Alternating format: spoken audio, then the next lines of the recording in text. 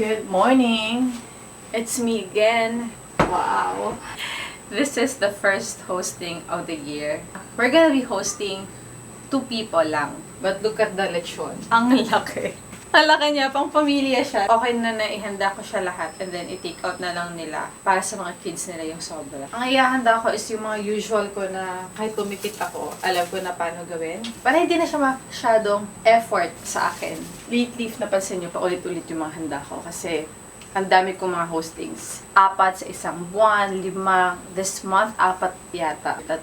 So, kailangan medyo fast. Namimiss ko ma-explore ng mga new recipes. But, I think sa season na to, hindi muna. Without further ado, let's do it.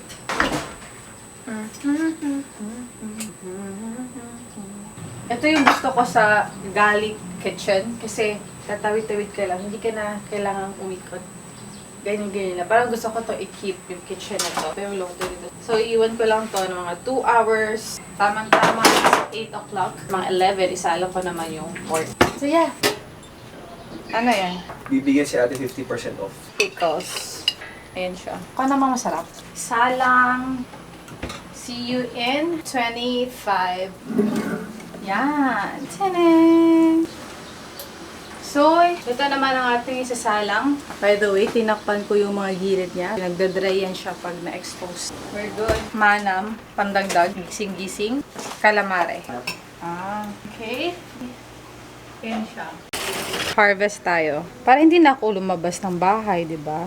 Bubuksan mo lang yung bintana. See? Thank you, Lord. I'm so happy. Ang kaartehan lang, o, di ba? May gulay. Ang kanin ko ay pretty. Hindi ko naabot, kaya lumabas na ako ng garden. Hi! I'm so happy. Thank you. Magagalit si chef pag kinamay.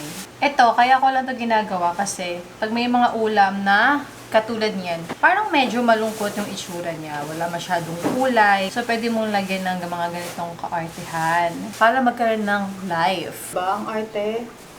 Ang arte? Well, kaya ako naisip ko yan kasi nag-aantay na lang ako ngayon sa porchetta. Sige, sama mo na lahat. Gamitin natin to. Ganito siya paggamit. Ganun. Oh, ang sharp. May gulay. Ang ganda. See? It's bouncy.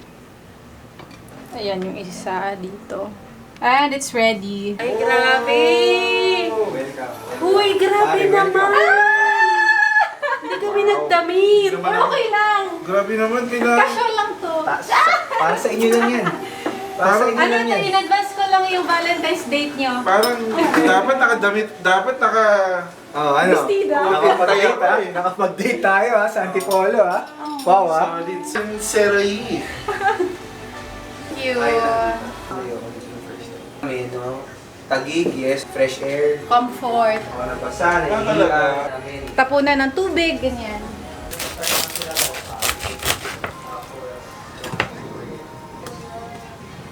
See? This is it, guys. Okay, we're ready. Content lang. Nandito na ang mga guests of the honor. Yan na. Nandiyan na sila. Okay. What's up? Let's eat! Let's go! Whoa! Ang ganda. Oh my gosh. Okay. Tingnan mo, nung nagkaroon ng flowers, iba talaga eh. Ang ganda ng flowers na binili mo kasi. Di ba? Solid. Okay. Hi! Mga. Okay.